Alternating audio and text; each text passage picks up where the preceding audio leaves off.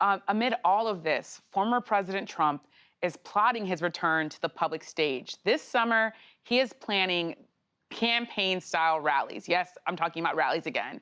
According to reports, Trump is also telling allies that he expects to be back in the White House by August. That, of course, is not happening. Still, a recent poll found that 53% of Republicans actually believe that Trump is the, quote, true president. That's compared to 3% of Democrats and 25% of all Americans. Meanwhile, today, Facebook also announced that Trump, who was kicked off the platform after the insurrection, is suspended for 2 years. And Anita, I want to come back to you.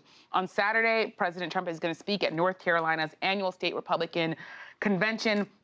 What's this moment mean for the GOP? And I'm wondering, what more do we know about what former President Trump is telling allies? Yeah, this is a really pivotal moment for the Republican Party because remember, many Republicans still consider him the leader of the party.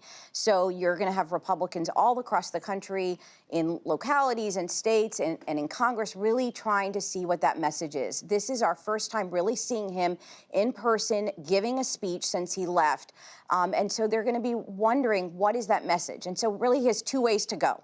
There's the message that his allies and his supporters, people around him, his advisors want him to give, which is to contrast the policies between President Biden and President Trump. So contrast on the border, immigration, taxes, I can't spending. Help but smile while you're describing this. Then there's the other thing that we think that President Trump might be doing, the thing that you and I are so familiar with from 4 years of covering President Trump, which is he can't help himself but to talk about the grievances, right? The Russia investigation, the impeachment, the 2020 election. And so this is really a moment where we're going to see, is the Republican Party going to be able to move forward on policies, sharp policy issues? They're going to relitigate 2020 and continue on that path. And this is really pivotal because so many Republicans are going to follow his lead. We're going to see that in small local elections, state elections, and on Capitol Hill, based on what he says tomorrow and what he says in these rallies that you've just mentioned this summer.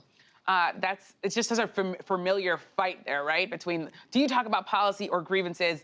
We saw time and time again that the former President Trump always wanted to go on the side of grievances. Leanne, I want to come to you. Tell me a little bit about how all of this connects to the January 6th commission, the discussions there. Is there any sort of possibility that there could be a commission, and what are things looking like there?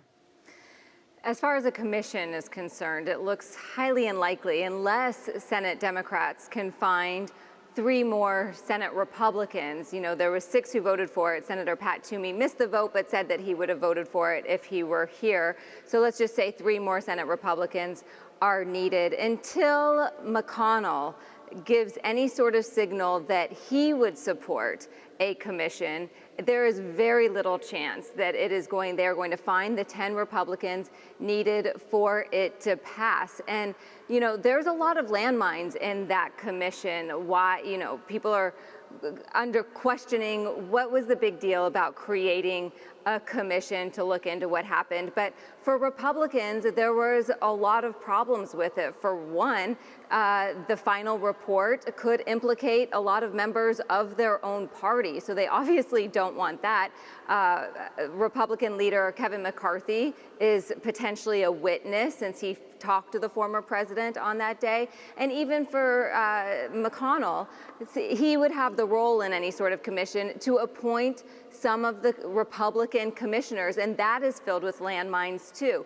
What sort of Republican does he appoint? Does he appoint a never-Trumper, or does he appoint a pro-Trump Republican, something that would be scrutinized left, right, and center all day long until Election Day in 2022? And so it's going to be a very uphill battle for a commission to be formed, and I just don't see it happening at all, Yamiche.